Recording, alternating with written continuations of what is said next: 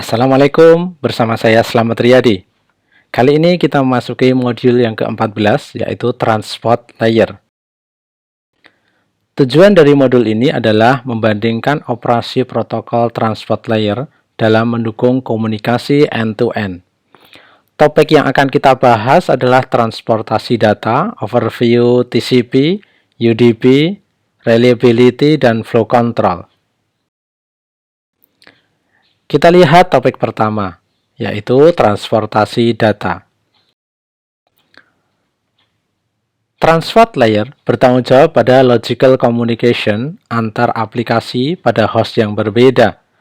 Transport Layer juga merupakan penghubung antara application layer dan layer bawahnya, dan juga bertanggung jawab pada transmisi jaringan. Secara rinci, tanggung jawab Transport Layer adalah mengetahui komunikasi individu antar klien, melakukan segmentasi data, dan menyusun ulang segmen-segmen, menambahkan informasi header, melakukan identifikasi, pemisahan, dan pengaturan multiple conversation, serta menggunakan segmentasi dan multiplexing untuk mengatur beberapa jenis komunikasi pada satu jaringan. Protokol IP tidak mengatur secara spesifik bagaimana pengiriman message. Pengaturan ini dilakukan oleh Transport Layer Protocol. Ada dua jenis protokol utama pada layer transport, yaitu TCP dan UDP. TCP atau Transmission Control Protocol adalah protokol pada transport layer yang melaksanakan operasi dasar sebagai berikut: menghitung dan mengetahui segmen yang ditransmisikan ke suatu host tertentu dari suatu aplikasi tertentu, acknowledge data yang diterima, melakukan transmisi ulang data yang hilang setelah waktu tertentu, menguatkan data yang datang dengan urutan yang salah, serta mengirimkan data dengan rate yang dapat diterima oleh penerima.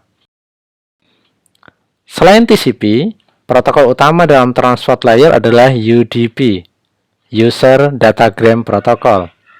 UDP melayani pengiriman datagram antar aplikasi dengan overhead dan pengecekan data yang minimalis. UDP adalah connectionless protocol, artinya tidak ada pengecekan apakah koneksi tersambung atau tidak. UDP dikenal dengan Best of Effort Delivery Protocol karena tidak ada mekanisme pengecekan apakah data telah diterima oleh perangkat tujuan. Lalu, mana yang harus dipilih, TCP atau UDP? Jawabannya adalah sesuai dengan kebutuhan. TCP sesuai digunakan untuk protokol dengan persyaratan reliable, ada acknowledgement, bisa mengirim ulang data yang hilang, dan mengirim data dengan urutan tertentu. Aplikasi yang biasa menggunakan TCP adalah SMTP atau IMAP untuk layanan email, dan HTTP atau HTTPS untuk layanan web.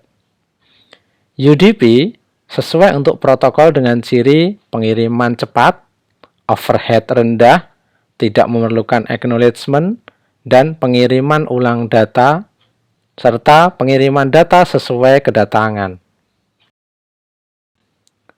Kita lihat bagaimana overview dari TCP. Fitur yang dimiliki oleh TCP adalah establish session atau membuat session. TCP adalah connection oriented protocol. Artinya, TCP membuat koneksi permanen antara perangkat sumber dan tujuan sebelum mengirimkan pesan. Yang kedua, ensure reliable delivery atau memastikan pengiriman.